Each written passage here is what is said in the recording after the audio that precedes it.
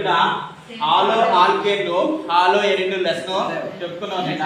ఆ లెసన్ లోనే ఎనెన్షియోమర్లు అంటే ఏమిటి, ఎనెన్షియోమర్లు అంటే ఏంటి, అధ్యారోపితం కానీ బింబ ప్రతిబింబాలుగా ఉన్న ద్వితీయ సాదృశ్యాలనే ఎనెన్షియోమర్లు అంటారు. అయితే ఇక్కడ అంబిడెంట్ న్యూక్లియోఫైల్ అంటే ఏమిటి, ఇక్కడ అంబిడెంట్ న్యూక్లియోఫైల్ అంటే ఏంటి, సైనైడ్ నైట్రైట్ సమూహాలకు రెండు న్యూక్లియోఫిలిక్ కేంద్రకాలు ఉంటాయి.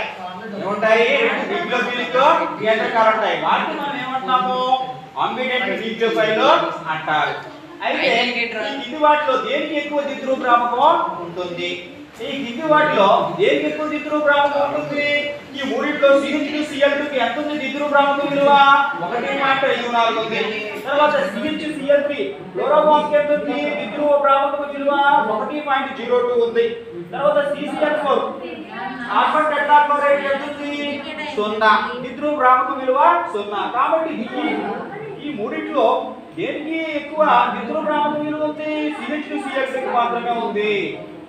తర్వాత క్వశ్చన్ నెంబర్ 4, ఈ కింది సమ్మేళనాల్లో నిర్మాణాలు రాయండి అని చెప్పేసి ఇలా అడుగుతాడు. 2-chloro-3-methyl pentane, తర్వాత 1-bromo-4 secondary butyl 2-methyl benzene. ఇక్కడ ఆల్రెడీ 2-chloro, ఇక్కడ ఆల్రెడీ పెంటేన్ ఇచ్చాడు. పెంటేన్ కి ఎన్ని కార్బన్లు ఉంటాయి, 5 ఉంటాయి. 1 2 3 4 5. తర్వాత ఇక్కడ క్లోరైడ్ అనేది ఎక్కడ ఉంది, రెండో దాని దగ్గర ఉంది, ఓకే Cl. తర్వాత ఇక్కడ మిథైల్ అనేది ఎక్కడ ఉంది, 3 దగ్గర ఉంది కాబట్టి 3-methyl. తర్వాత పెంటేన్ సరిపోయింది కదా, 1 నుంచి 5. తర్వాత 1-bromo-4 secondary butyl 2-methyl benzene, ఇక్కడ ఆల్రెడీ బెంజీన్ రింగ్ రాసాము. తర్వాత ఇక్కడ బ్రోమో అనేది ఎక్కడ ఉంది, 1 దగ్గర ఉంది కాబట్టి 1-bromo. తర్వాత 1 2 3 4. ఇక్కడ 4 దగ్గర బ్యూటైల్ ఎన్ని కార్బన్లు ఉన్నాయి, 4 కార్బన్లు ఉంటాయి. 1 2 1 3 4.